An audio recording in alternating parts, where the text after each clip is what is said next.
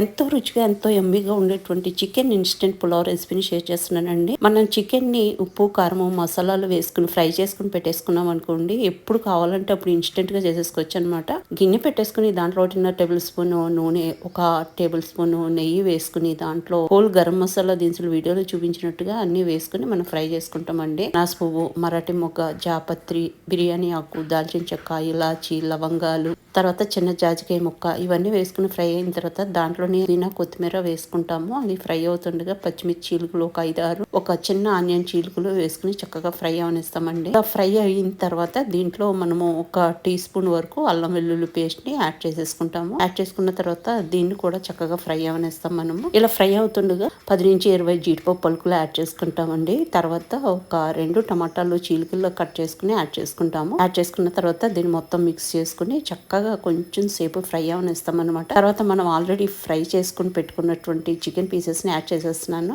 నేను ఒక 1/2 KG chicken ని తీసుకున్నానండి, ఒక 2 గ్లాసుల రైస్ కోసం. ఇంకా తర్వాత ఇదంతా మిక్స్ చేసుకుంటూ చక్కగా మనం ఒక్క నిమిషం పాటు ఫ్రై అవనిచ్చిన తర్వాత రుచికి సరిపడా సాల్ట్ యాడ్ చేసేసుకుంటాం. ఇక్కడ ఈ మూమెంట్ లో ఆల్రెడీ మనం ఫ్రై చేసినప్పుడు చికెన్ ని దాంట్లో వేసుకున్నాం కాబట్టి ఇక్కడ చూసుకుని వేసుకుంటే సరిపోతుందండి. ఇలా ఫ్రై చేసుకుని పెట్టుకుంటే అసలు మీకు వితిన్ 15 to 20 minutes లో చికెన్ పులావ్ రెడీ అయిపోతుందండి. 1 టేబుల్ స్పూన్ కారం కూడా వేసుకున్నాను. మొత్తం అంతా ఒకసారి మిక్స్ చేసేసుకోండి. ఇప్పుడు 1 టీ స్పూన్ వరకు బిర్యానీ మసాలా యాడ్ చేసేసుకుంటామండి.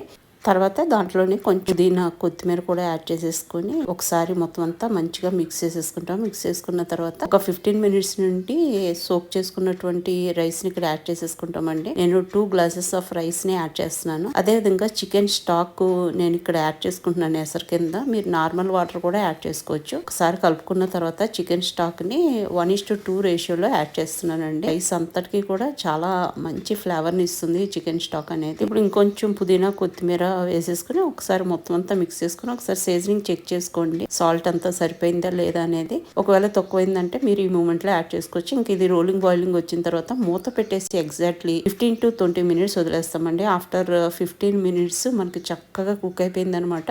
ఈ మూమెంట్ లోనే మనము స్పాచులా తోటి చక్కగా సైడ్స్ నుంచి ఇట్లా కదిపినట్టు చేస్తే ఏంటంటే పొడి పొడిగా ఉంటుందండి. వేడిలో ఉన్నప్పుడే చేసుకుంటే సరిపోతుంది. ఇంక ఇది రెడీ అయిపోయింది. ఇంకా సర్వ్ చేసేటమేనండి. మనకి చేయటం ఎంత ఈజీగా అనిపిస్తుంది అంటే చాలా ఫాస్ట్ గా చేసేసుకుంటామండి. మనం మాట్లాడుతూ ఉండగానే చేసేసుకోవచ్చు అనమాట. గెస్ట్ వచ్చినప్పుడు అప్పటికప్పుడు ఏదైనా స్పెషల్ చేయాలనుకున్నప్పుడు ఈ విధంగా సింపుల్ గా చేసేసుకోవచ్చు. నేను ఇక్కడ చికెన్ గ్రేవీ కర్రీతో సర్వ్ చేస్తున్నానండి. రైతాతో సర్వ్ చేసిన కూడా చాలా చాలా బాగుంటుందండి. అప్పట్లానే డెఫినెట్ గా ట్రై చేసి చూడండి ఫ్రెండ్స్.